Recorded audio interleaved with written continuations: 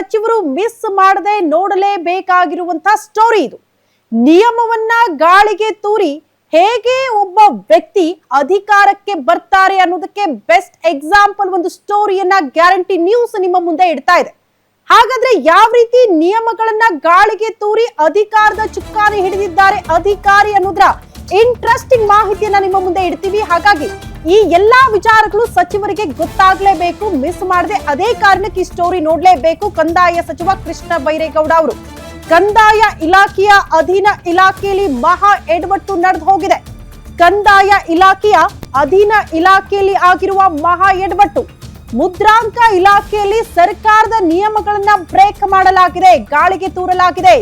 ಎಲ್ಲ ಗೊತ್ತಿದ್ದು ಕೂಡ ಮುದ್ರಾಂಕ ಆಯುಕ್ತರು ಅಧಿಕಾರಿಗಳು ಸೈಲೆಂಟ್ ಆಗಿದ್ದಾರೆ.